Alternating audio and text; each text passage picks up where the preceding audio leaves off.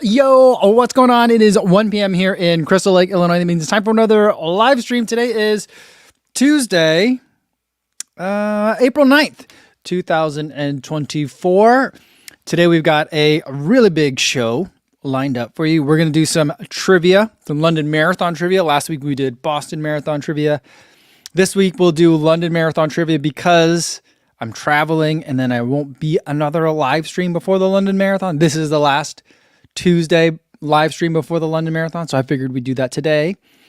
Plus, we did get a new shoe in yesterday, but I didn't have my scale with me, so we're gonna get the scale out, measure it, weigh it, and then add it to the spreadsheet. Plus, if we still have time even after that, we'll get to this new package that I got from Rabbit, which I think that you guys are going to be really interested to see if we have time. I got to leave a little bit early today because I'm getting interviewed at 2 o'clock, and then I have someone that I'm interviewing.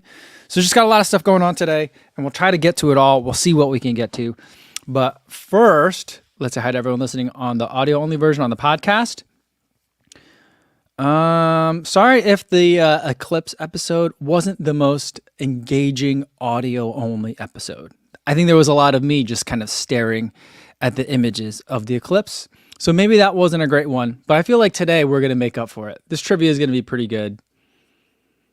I don't want to oversell it. It's going to be trivia today. It'll be fun. So hopefully you'll enjoy it more. And then for everyone else watching later, but not live, this is your last reminder. Hopefully you are working on your taxes if you're not already done with them. This is a reminder. This is a great time to be doing taxes.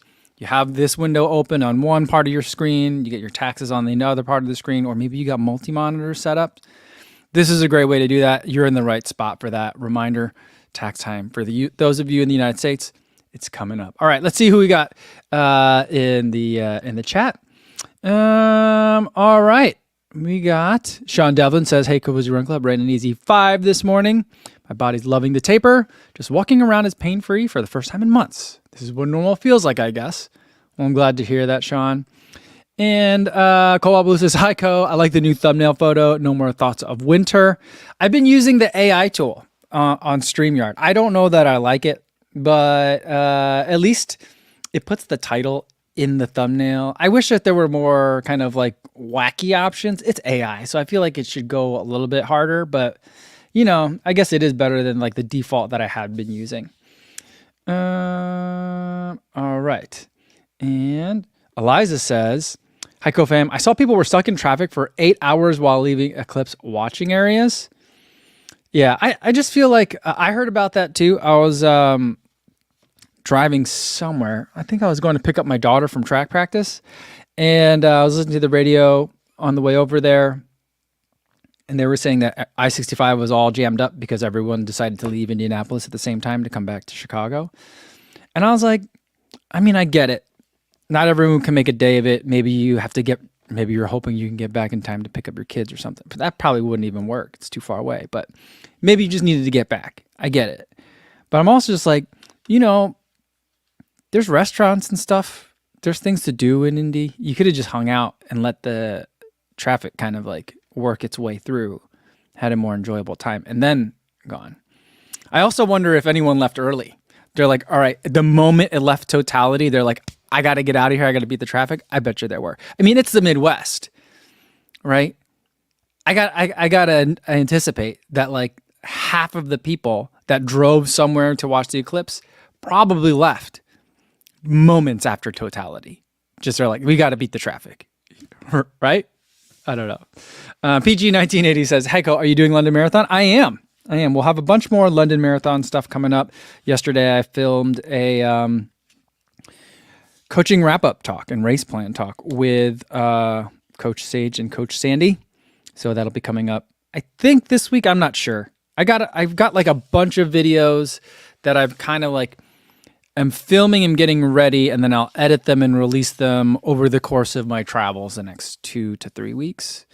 And so it'll come out at some point. It's either going to be like Thursday or maybe a week from Thursday after Boston. I'm not sure which one. But one of the two. 1 and 2. And yeah, I'll be there. And for those of you, I'll be posting out final details soon. I think I just got the assets today that I can post. But there will be a shakeout on Saturday, 11 a.m. with SOAR. Unless that's changed. Whatever the assets say, that's the correct time. All right. Let's see. Mina Willis says, I got a half marathon PR on Sunday and finally able to get under 2 hours. Must have been due to wearing my Kafuzi non-elite hat.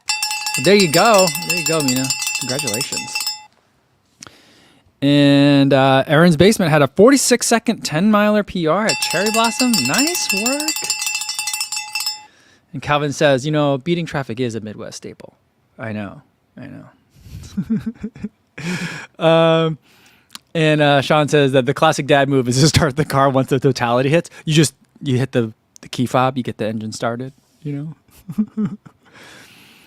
And Leona says the London Marathon start times are a bit late. Are they? I haven't even looked at any of that. I've only just started thinking about how am I even going to get to the starting line. But I'm going with destination marathons, and I haven't really looked much into it. But I'm assuming that there'll be some sort of help or shuttle or at least info. I don't know. I'm so bad. I travel a lot, but I'm such a bad traveler. I do a lot of figuring out in the time after the plane lands and I can turn my cellular back on again. And when I get the baggage claim, I figure out a lot in that amount of time. I don't figure that stuff out ahead of time for some reason. I don't know why.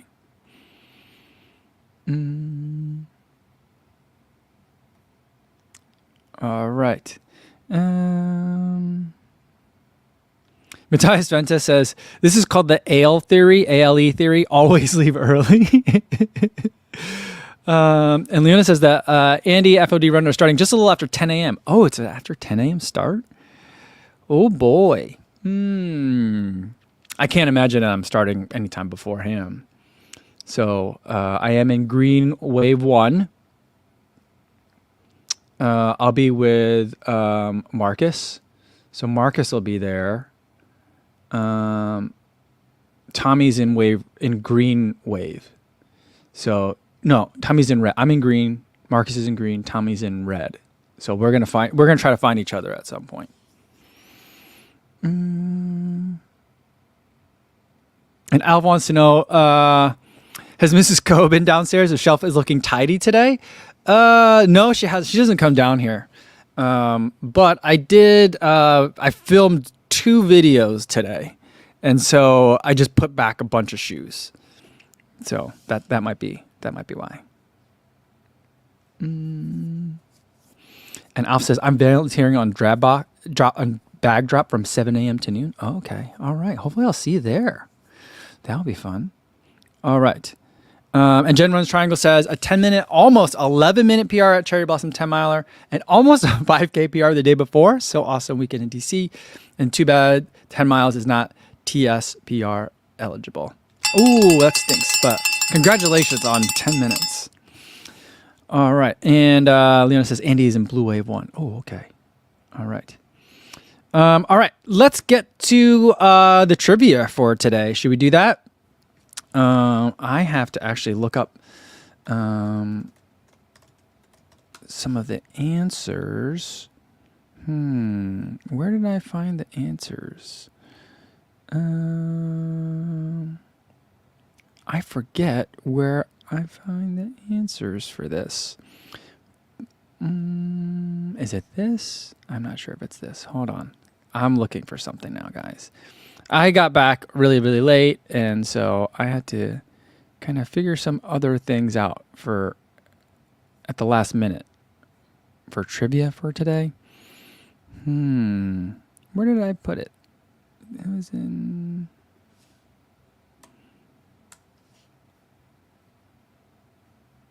Where did it go? All right. Well, I don't remember where I found the answers to this. It was a London Marathon media guide, but it wasn't in a place that I would expect to find it. Let's see if I remember the answers to these questions. Okay. Let's start with question number 1. Are you guys ready for some trivia? London Marathon trivia? All right. Number 1, first question. Who are the fastest Britons to run in London? So what would be like the British record for Britons? Like I guess it'd be a record for Britons at the London Marathon. You can give me either the men or the women. I vaguely remember the times, so I'm not even positive on the time. So you just can give me a name. If you can give me a year that they ran it, that'd be even better. Why don't you just tell me what movie you want to see? Mark Peterson says the first where'd it go? The first trivia question is, where are the answers in Coast Computer? See, I found it on my iPad upstairs, and for whatever reason, that iPad doesn't sync with my MacBook down here in terms of which things I've been looking at, and so it's not in my history. So I don't know where it is. All right, but man, you guys got this right away. Down Illustrator said Josh Kerr. I feel like Josh Kerr could probably run a pretty fast marathon. He ran a really fast half marathon, and he did it in Hyperion Elite 4s. So I feel like he could run a fast marathon, but you guys got it right away. Stevie 76 had Mo Farah has the male Briton record at 2:05 and change.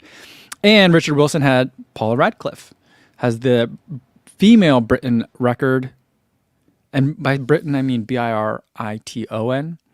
I believe her time is a 2:19. So I feel like that is the times for fastest Brits running the London Marathon. So there we go. That Paula Radcliffe, that time, that's an aggressive time. No wonder it stayed out there for so long. Vanessa Martinez says, "I want Philly. I want her to be fastest. Wouldn't that be great? I'm definitely rooting for that."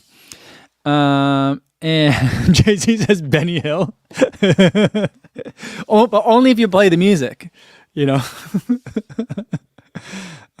funny. All right. JC says Benny Hill ran at warp speed, but just not sure you covered the distance. Maybe he has to do the what is it? The Great North Half, that one? Maybe he has to do that one. All right. Louis says, are there going to be any Harry Potter questions? There are not going to be any Harry Potter questions. I'm debating whether or not, does anyone know, speaking of that, how long it would take to be like in London? Well, I mean, I guess that's not very specific, but like, how easy is it to get to the platform 9 3/4? Is that hard? Is that really out of the way? Is that a huge tourist trap? Is it worth going to?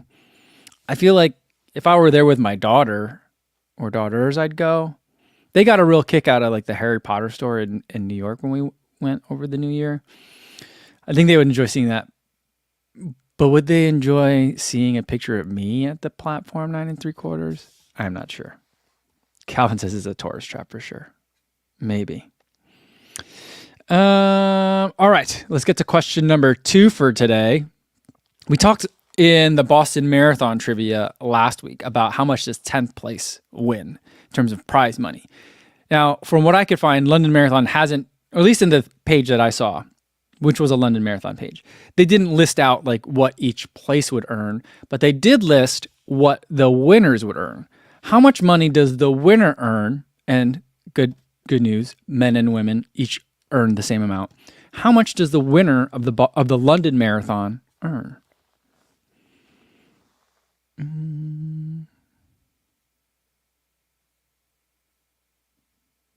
Let's see. While you are,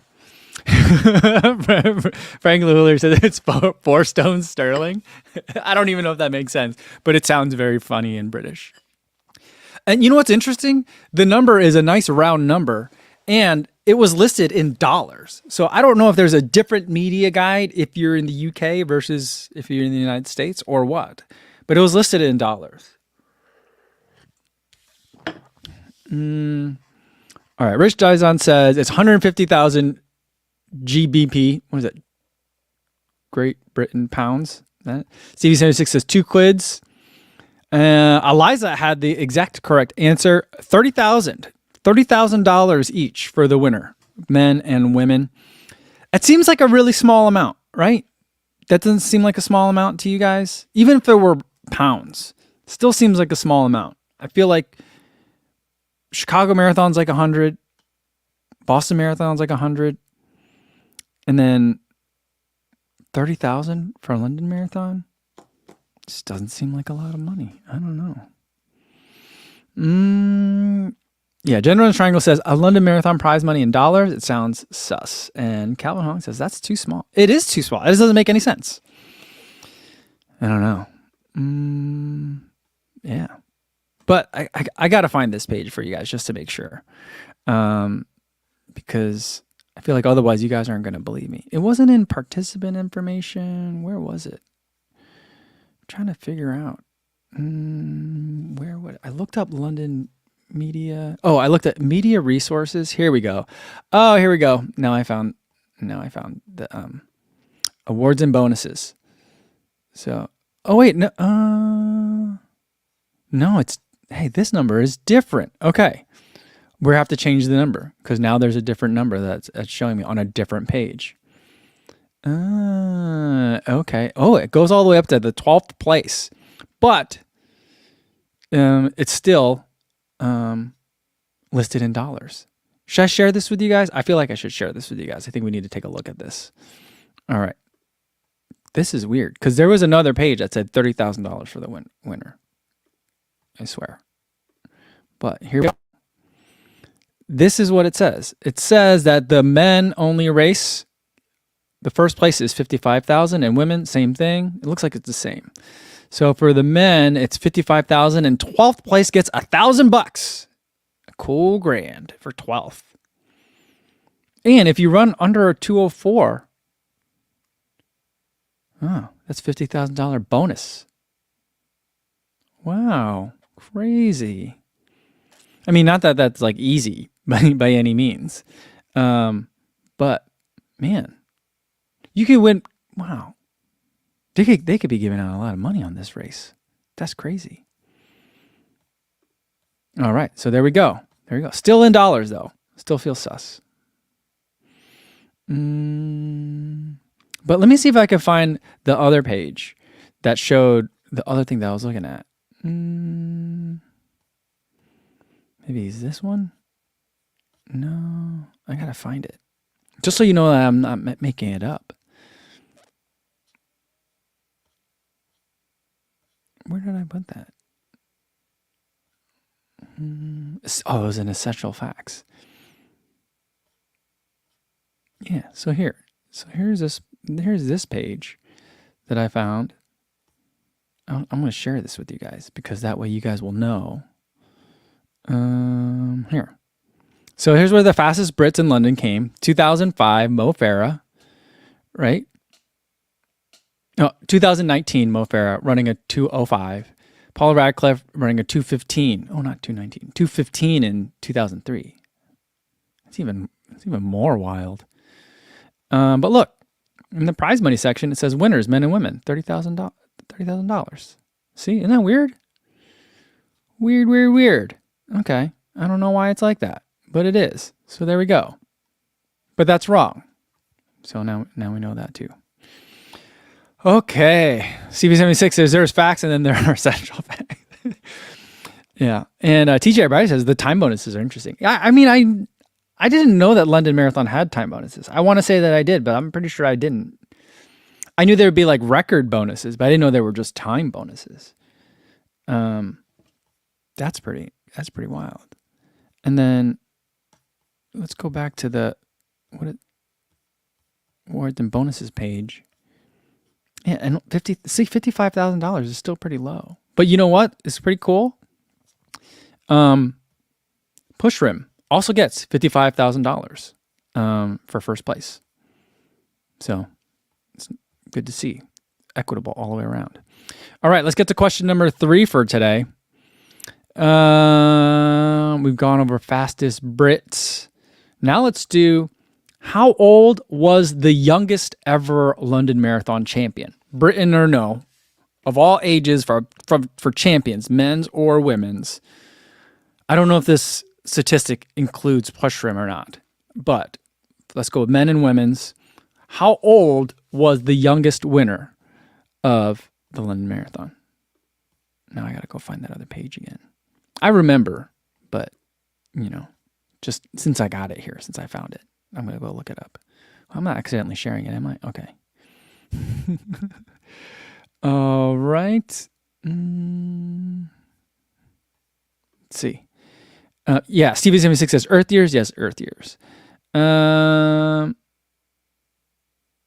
Frank says 19. Daniel Estrella says 24. Another vote for 19 from Mark Peterson. Steve Zabrowski and Shannon say 22. The correct answer is, in fact, 22. The youngest winner of the London Marathon was Sammy Wanjiru from Kenya. In 2009, he was 22 years old and just barely beat out the youngest winner for women, Yelemzer Yehualau from Ethiopia, who won in 2022. I don't even remember that. She was 23 years old. So there we go. While we're looking at this, I don't think these are the questions. I don't think I use any of these facts for questions later, but while we're looking at this, we could see that the oldest finisher, all-comers finisher, was 93 years old. Fauja Singh in 2004. Ooh, 93 years old. I have to be running for another 39 years for a crack at that. I don't know. I don't think I could do that. That's crazy. That's crazy. All right. Next question. Question 4. All right. We had a lot of discussion this year about lotteries and stuff. All right. I had this. And how many people got rejected from the London Marathon lottery? How many people actually entered the lottery, though? Do we have there's an official exact number. Oh boy, now I got to go find it. It's also on this page somewhere. Oh no, it's on a different page. It's on, oh boy, I got to look all over for this. Where is it? The London Marathon Media Guide, Media Resources. It's a wholly different page. It's in the press releases. Do we know how many ballots there were?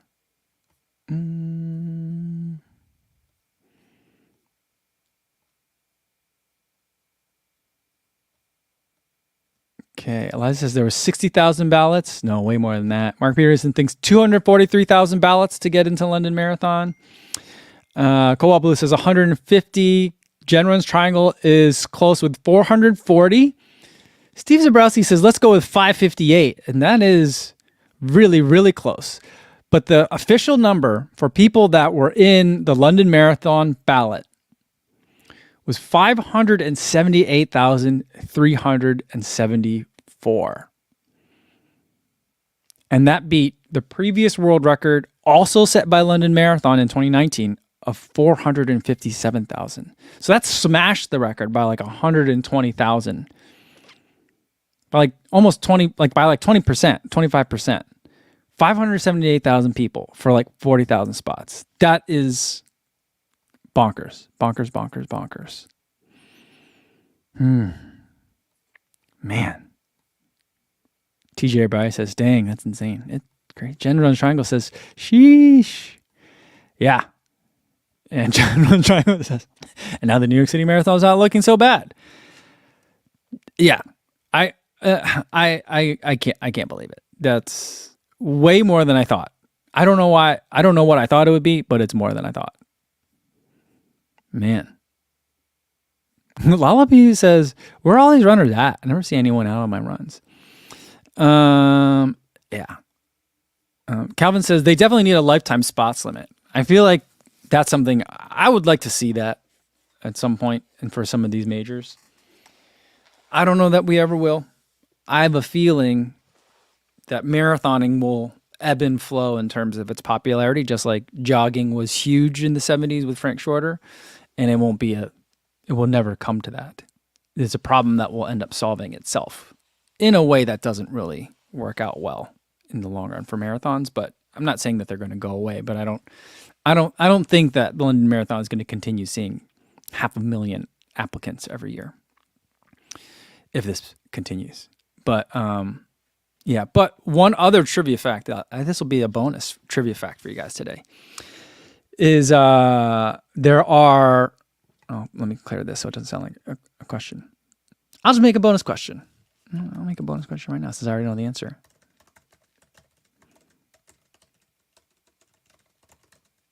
All right, we'll save that one for later. It's coming up, okay? But in the meantime, let's get to question number 5.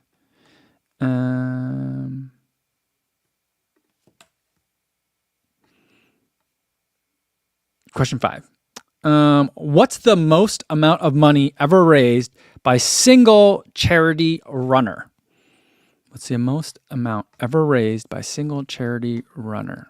All right, now I got to get back to my other page here. Essential facts. It's in the essential facts section. Hopefully no one's cheating, but here's where it is. Okay, I've got it. And I'll tell you the answer is in pounds. So that gives you any help. You know what? Alf Dickinson does mention, and I've started to see a lot of people talk about this. Manchester Marathon is on the same day next year. So you go to the north rather than the south. Is that the right way to put it? I think you go north rather than south. You can run on the same day. You can train with the same people. Do different shakeout runs. It's just that last weekend that'd be different. All right. Steve Zabrowski thinks 852,000. And remember, we're talking about pounds. GBPs, I guess. We're talking about pounds here. Shannon thinks $1.2 million, which I think is the same as Steve Zabrowski's 852,000 pounds. Brennan Vasquez also thinking 1.2 million. US runner thinks 9 million. Can you imagine one person raising 9 million pounds? Whoa. Well, Louis says 1 million pounds. The correct answer is the most ever raised by a single runner. I'll just show you the answer since we got it here. Is Steve Chalk raised 2.3 million pounds in 2011. Is he a celebrity or something? Is he famous? There's got to be more story to that. I don't recognize the name, but maybe some of the Brits here can help me out. Who is Steve Chalk? How did he raise 2.3 million pounds? It's an unfathomable amount. I don't even understand it. You know what would be annoying? Good, but annoying. If Steve Chalk is just some sort of like oil baron and he just donated 2.3 million of his own pounds just so he could be forever listed in the fact booklet for the London Marathon. I'm guessing that's not what it was. Calvin says that almost gets you into Boston. Dorothy said, what's that in dollars? I don't know. I guess we'd have to convert it to 2011 dollars. I'm not sure. Steve Zabrowski says it's a British minister, I believe. Is it? Oh, is that what? Okay. Well, that makes a little bit more sense. Yeah, I don't know. That's crazy.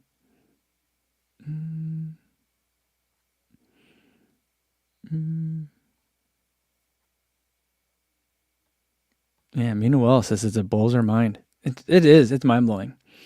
And Frank says, doing the math for us, says, in 2011, 2.3 million pounds was closer to $5 million. Woo! Wow, $5 million. I can't imagine. I can't imagine that. Man, that's like Mr. Beast level money. You know what I'm saying? Like, it just doesn't even make sense. All right, here's the bonus question. We're talking about lifetime finishers, how I think that people that have done a lot of streaking, I think that people that have like run a major marathon event, say like 10 times, is a lot. Maybe too many. Maybe they need a cooling off period. But then again, I don't know. It's like how many more, unless you're that 93-year-old Fauja Singh, how many more do you got in you anyway? If you've been run streaking for a long time. Of a certain marathon race. But anyway, on that subject, here's a bonus question. How many people have run every single London Marathon? I think there's been 41. This one I think is 42, if I have my facts right. How many people have run every single one?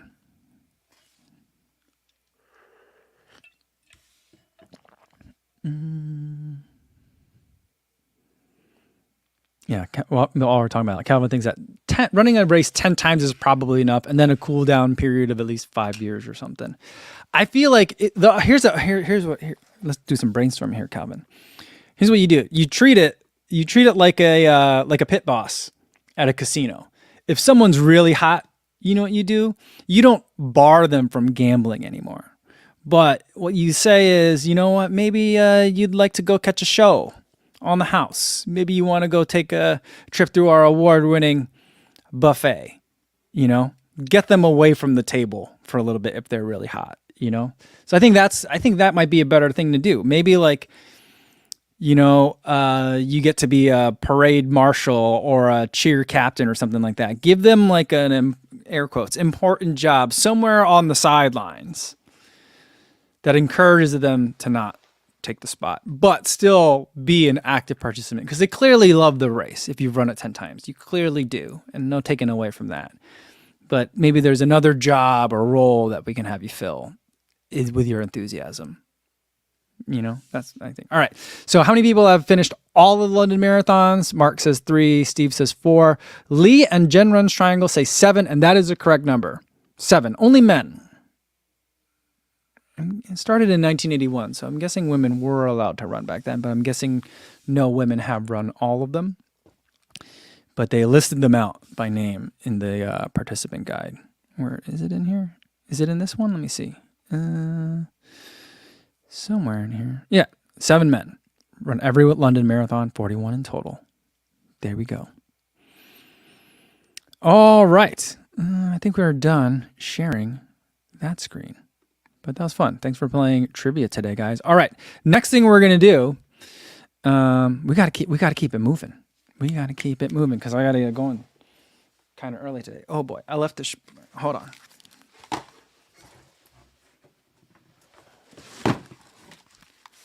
We looked at the Under Armour. It's called the U Velocity Elite. I was just calling it the Velocity Elite. Where did I put my scale? But the box says U Velocity Elite 2. See, Under Armour, U Velocity Elite. Where's it? There's focus. U Velocity Elite 2. All right, let's get it back out. We need to get the right shoe out here versus the left, since that's the one I always like to measure. And we got to weigh it. We got to figure out what this thing weighs.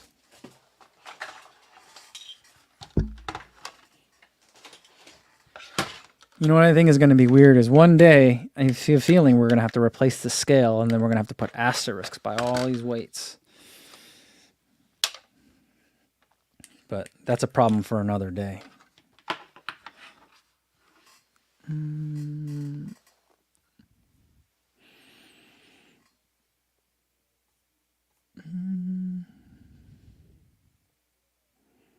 Mark Peterson says, spreadsheet.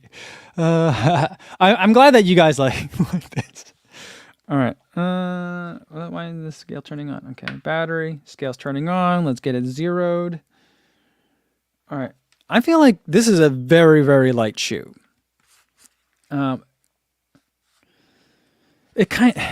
something about the way that this foam looks and feels that it kind of looks like a lot of the carbon plated shoes that are coming out of China with the companies that I'm not familiar with and they don't sell in the US, a lot of those. It's kind of giving me that vibe.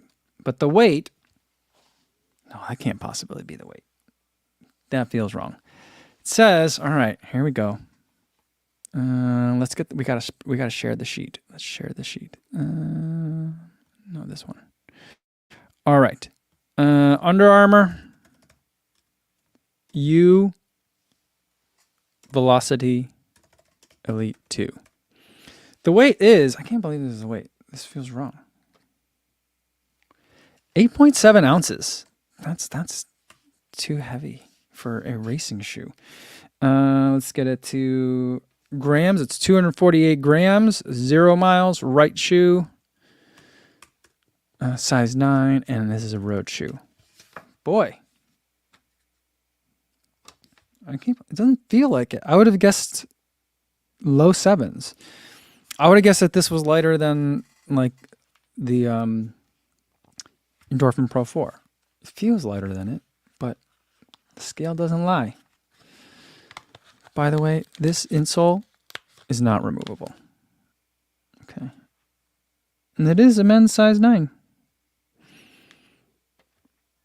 I'm shocked. All right. There we go. All right, here we go. Now it's time to make everybody mad. 8.7 goes right in front of the mount to coast. I'll insert a row up there. Double tap, cut this row, and then insert it, paste. There we go. All right, Under Armour on the board with a surprising 8.7 ounces. There it is. Colin says it's pretty heavy and will only look worse going forward. Wow, it's so negative. Yeah, Shannon says it's an impressively heavy shoe. Yeah. And Cosmic Pineapple Michael says maybe the scale needs calibration. Yeah, I don't know how I need to. Am I gonna?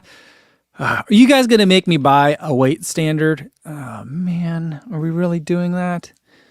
Okay. Luis says there's nothing inside the shoe. There was nothing inside the shoe. The shoe is just heavy.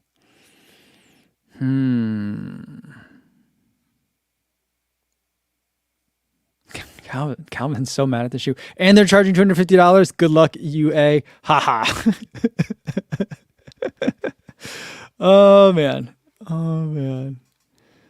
Yeah, and Mark Peterson says, wow, at 8.7 ounces. It's the opposite of what I thought you meant when you said you couldn't believe it. Yeah. Yeah, Alf Ticket said they're big boys. They are big boys. All right, guys, I think we got time for it. So let's unbox another shoe. Should we do that? Just because I'm pretty excited about this, and I haven't seen anyone do an unboxing of the shoes from Rabbit yet. So here we go. I've never seen packaging like this from Rabbit before. Now, they've never done a shoe before, but like, I like this. I like what they've done here. And it's got a little tabby pull thing on the side.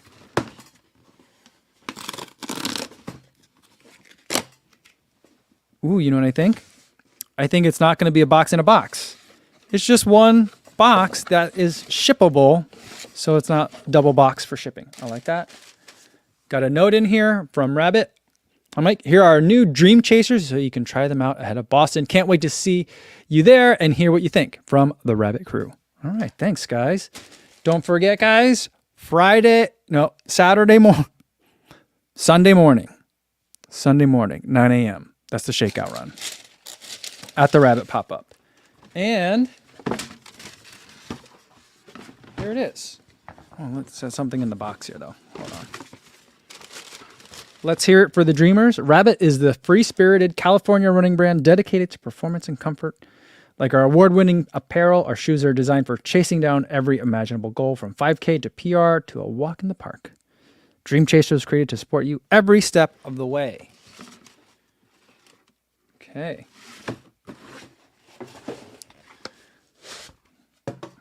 Oh, this feels softer than the shoe that I saw. So I saw an early version. Oh, let me show it to you guys first. Here we go. This is the Rabbit Dream Chaser. It is like a very, it's not knit, but it's kind of knit. It's a very comfortable material that they've chosen for the upper. A nice, comfy heel flare. Look at these very big bumper pads in the back. So not a ton of padding, but just enough, I think, to keep the heel in place, make it comfy. And then this foam is just a lot squishier than I remember when I looked at the shoe in Austin. I'll be able to show you guys some of the footage that I actually shot in Austin now, because I could finally show you that. And then they've got these, I forget the word that they use for it, but there's these little 2 strips of carbon fiber that I think are going to help it as the shoe bends. Is that what it's for? And then there's little channels through here. Clouds almost. No, they're not clouds. It's just little channels underneath these carbon fiber plates. I wonder how these are going to hold up. Because like as I'm stepping on rocks and stuff, that's going to get on there. But there is a decent amount of rubber coverage around the perimeter of the shoe. Oh, and they've got, oh, look at that. Little Boston insole right there. And it's got a rabbit tag on the tongue. The tongue is gusseted in here. It's nice. And I like these laces. Feels nice. All right. Should we see what it weighs? Oh, wait. not the most breathable shoe.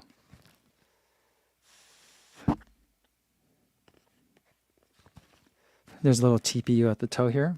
Not the most breathable. And it smells kind of like plastic. But there's nice stitching on here. All right. Let's see what it weighs. All right, we're zeroed out.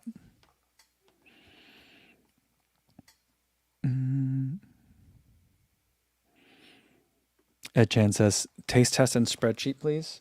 I do kind of want to see what this carbon fiber tastes like. Tastes like nothing. But it's kind of cool. It's like,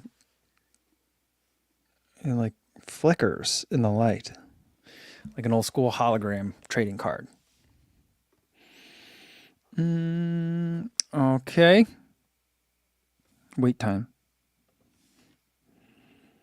All right. I feel like I knew the weight. So this number doesn't surprise me, but it is a little bit on the heavier side. Let's get the spreadsheet back out. All right. First entry from Rabbit. Okay, let's add it to the board. Rabbit. Dream Chaser. The ounces are. Let's get this mode. Okay. It is 10.5 ounces. So it's kind of like Adidas Daily Trainer weight territory. 300 grams, right? Size 9 for road. Okay. It's got a little notch in the back over here.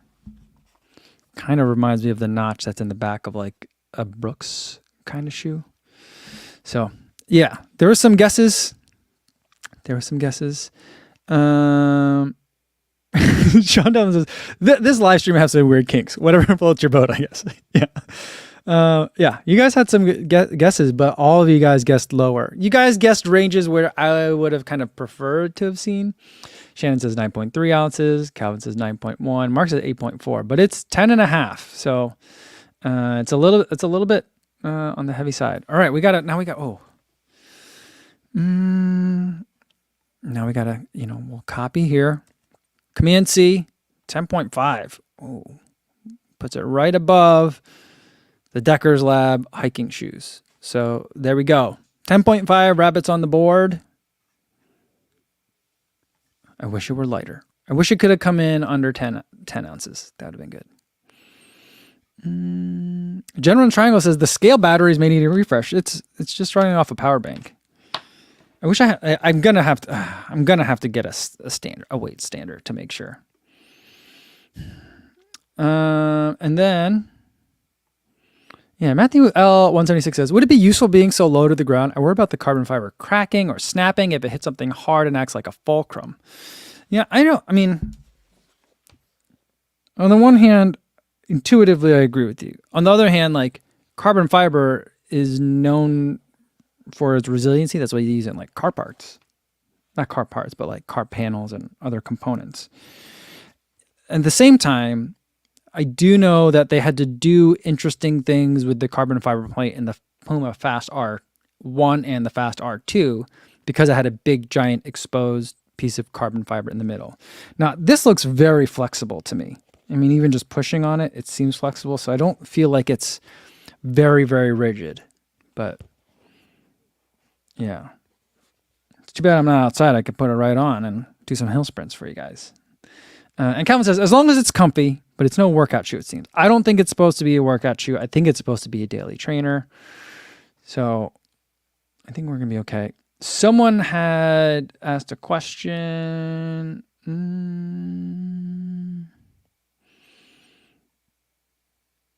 If they're going to be... Shannon says the heel flare reminds me of resembles a mock. I could see that. I could see that for sure. And I think that makes sense in a lot of ways because of the not only geographic, let's get the spreadsheet out here, not only the geographic closeness of Rabbit and Hoka, but also they used to work together quite a bit. Rabbit used to make the first Hoka merch. Remember when the Hoka website had like a pair of shorts and a t-shirt? Like that was all made by Rabbit. If you look at it, if you still have some of that stuff, it probably has rabbit tags on the inside. Sean Devlin wants to know if there's any poetry in here. Oh, you know what? There could be, since it's a Boston edition. But this is kind of pretty. This is the insole. I like that they put the Boston graphics on the inside of this one. I'm trying to remember what was on the insole for the ones that I saw.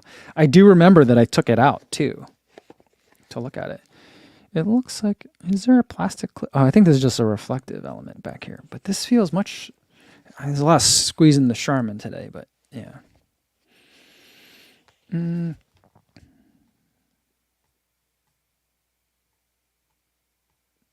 Cosmic Michael wants to know if this shoe says "Don't bleach." Okay, it does not. It does not. Although maybe there's a note in the box somewhere. No, instead they have just saying an environmental statement. Shoe can be used for storage, shipping, or returns. Things like that. Designed in Santa Barbara, thoughtfully made in China. That's all that's in the box. But I do like that it's one box for shipping and the shoe box, and not two, like a lot of times.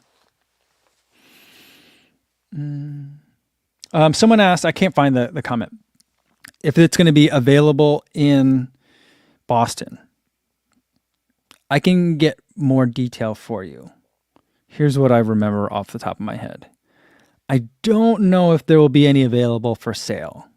There might be some available for testing, but I don't think there's going to be a lot. I don't think there's going to be a lot. I'm guessing that they're pretty annoyed about it. Like, I'm guessing they were hoping for an earlier delivery date so that way people could have bought them and had them to wear around in Boston, because I feel like this is going to be a really comfy all-day wear shoe. All right, Terrence says it's on the website now. So can you buy it now? Oh, let's go see.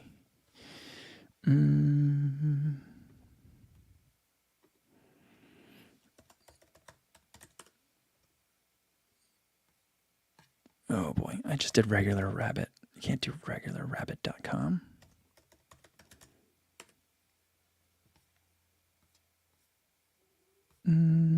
Okay. How do I share that screen? Oh, I'll share this tab. Okay. Let's see if we can find it. We got Dream Chaser collection. Well, here's the shoe. Okay. Here it is. Men's 160. That's kind of a lot. Or it could be. Flow State eTPU midsole foam. Blue Maca insole. It's supposed to last 10 times longer than the competitors. Is it made out of algae? Is that what I want to say? 32 millimeter stack height in the heel, 27 in the forefoot. For here, it says 8.5 to 9 ounces for the weight. That is very different than what I weighed mine in at. But can you buy it? Oh yeah, let me see. No, 9 is sold out. 9.5 is left. Some sizes are left. I don't know how fast they'll get to you guys though. But so some sizes are left. There you go. And Lollipy says, do you know when another colorway will release for us non-Bostoners? I've seen other colors. I don't know if that's like right after Boston that's coming out, or if that's like another season from now. So I don't want to comment on what they were, but there will be other colors. But I do recall them telling me that this would be the launch color. I remember that. They didn't even let me put it on in Austin. So I'm excited to finally put it on.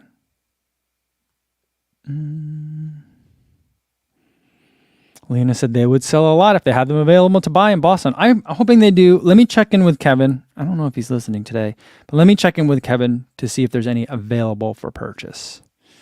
But tomorrow I have a workout, but Thursday morning, before I head to Boston, I'll probably take these out for a run and see how they do. And then I'll make a reel about it and you guys can see it. I'll have to do it quick because so I'm working with Adidas this year, And so one of like the terms of our working together is that I can only be in Adidas shoes. It's pretty much the only term that I have. I have to, there's certain events that they want me to attend, but the only term that I have is that I have to be in Adidas shoes the entire weekend. So I feel like I don't really want to post stuff about other shoes either, just to not make anybody mad. But I'll try to get something out, some thoughts on this shoe as soon as I can for you guys. Matthias says, what's the foam comprised of? It's eTPU. Is that what it said here? Yeah, eTPU foam. eTPU. Is that the same thing that's in... What else is eTPU? Was fuel cell eTPU in previous years? Isn't that what the Atreyu race model is? I'm not sure.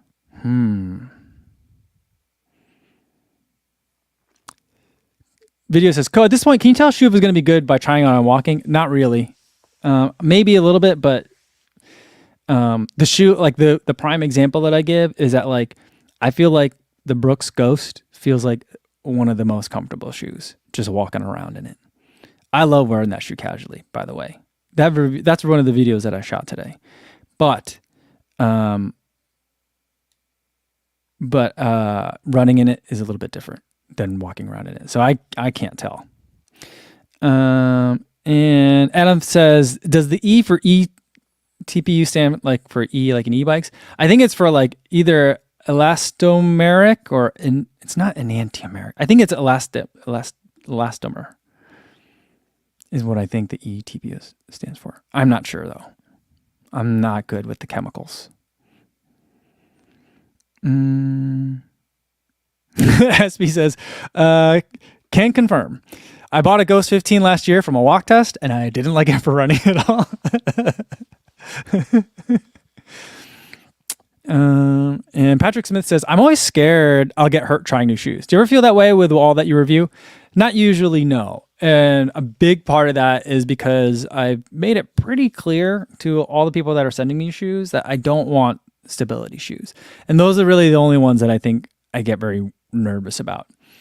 The shoes that made me nervous when they came in so far this year were Glycerin 21. I ended up kind of liking it. That Mountain to Coast S1, that one looks very firm. I'm not sure I'm going to like that one.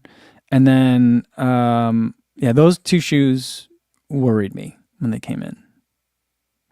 I want to say that the Forever Run also gave me a little bit of concern because of how much they talked about stability in it. But I ended up kind of liking that one. So yeah. All right. I think that's going to be a good place to leave it for today, guys. I will soon get these shoes on and take them for a run, and I'll let you guys know for sure what I think about them. It's softer than I was worried from what I remembered, but this makes me feel a lot better holding it in hand. I'll let you know what I think about this. To be honest, I don't know when I'm going to get to the Velocity Elite 2. I'm not going to have time to test it before London. And then after London, I'm going to be kind of out of commission in terms of testing racing shoes for a little bit. So we'll get to that one eventually as well. Probably sometime over the summer, but we'll get there. Tomorrow we will have another live stream. Wednesday we'll have a live stream. Thursday we will not. So tomorrow will be the last live stream for almost 3 weeks, guys, because I'm going from Boston to London to Germany, and then I'll come back. So, yeah, it's going to be crazy. So tomorrow we might do a double unboxing just so I can get some packages unboxed for you guys. All right. So I'll see you tomorrow, 1 p.m. Central Time, last time for a long time. Hopefully I see you then. In the meantime, be safe out there. Thanks.